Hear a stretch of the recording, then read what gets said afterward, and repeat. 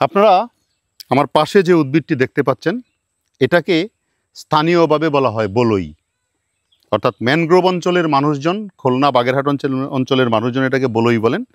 এটা আসলে সমুদ্র জবা।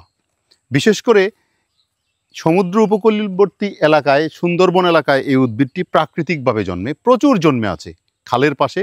তাদের ভাষায় বলছি বলই আর বলই, সমুদ্র জবা। এটাকে বায়োলজিক্যাল ভাষায় বলা হয় হিবিস্কাস টিলিয়েসিয়াস, যেটা জবাগোত্রীয় উদ্ভিদ। বিশেষ করে এটা একটা মাঝারি টাইপের বৃক্ষ এবং প্রচুর পরিমাণে ফুল ফুটে, দেখতে বেশ দৃষ্টিনন্দন হয়। এই ফুলের একটা আকর্ষণীয় বৈশিষ্ট্য আছে।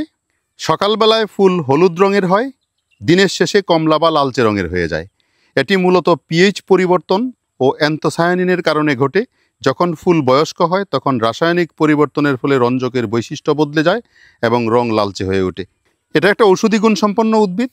শ্বাসযন্ত্রের সমস্যা দূরীকরণে, চর্মরোগের চিকিৎসায়, ডায়াবেটিস নিয়ন্ত্রণে, হজম সমস্যার সমাধানে ব্যবহৃত হয় এবং মানসিক স্ট্রেস কমাতে এই উদ্ভিদের পাতা এবং মূল গরম পানিতে দিয়ে চায়ের মতো যদি পানিটা পান করা যায় তাহলে মানসিক স্ট্রেস কমে এবং সতেজ থাকা যায়।